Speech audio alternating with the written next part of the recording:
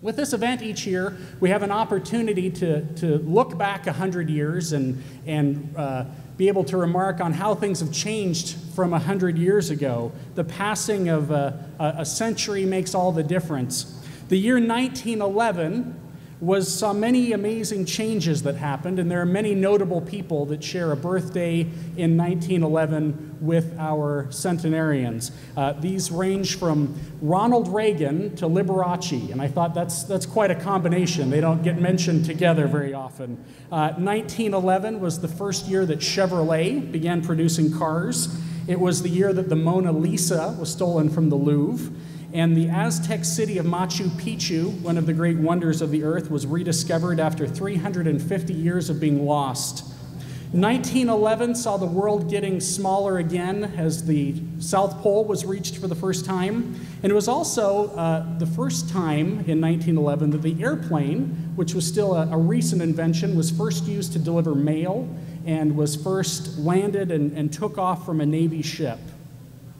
I'm sure the parents of our centenarians, when these babies were born in 1911, could not imagine that they would be seeing our day 100 years later. At a time when the average lifespan for a man was 47 years old, I think it would have been shocking to them to think of their children sitting here with us in the year 2011. There is, however, one person who I think envisioned our day pretty well.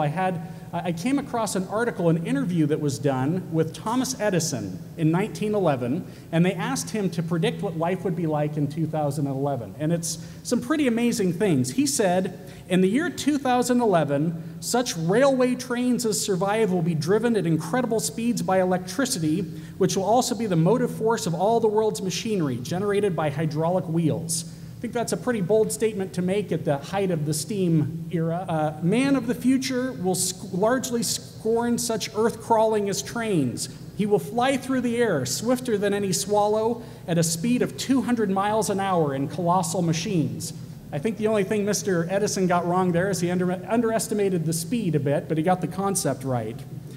Speaking about the information of the future, Thomas Edison said, books of the coming century will all be printed leaves of nickel, so light to hold that a reader can enjoy a small library in a single volume. A book 2 inches thick will contain 40,000 pages, the equivalent of 100 volumes. 6 inches in aggregate thickness, it could suffice for all the contents of the Encyclopedia Britannica, and each volume would weigh less than a pound. So I think he got the format wrong, but I think he saw pretty clearly how we carry around our books today in electronic gadgets. I have to say, he did get one thing pretty dramatically wrong. He said, gold has even now but a few years to live. The day is near when bars of it will be as common and as cheap as bars of iron or blocks of steel.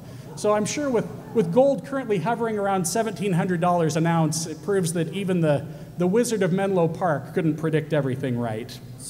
We have with us the oldest woman present today is Mrs. Anna Mancuso, who is 107 years old, and she's here with extended family, and we have a small gift.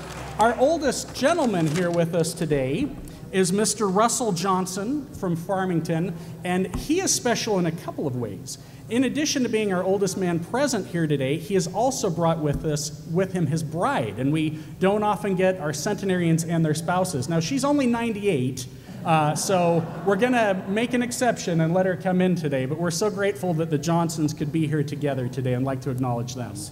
Mr. McGregor has driven all the way from St. George to be here, and we appreciate him taking the time, and to all of you for taking the time to travel to be with us here today.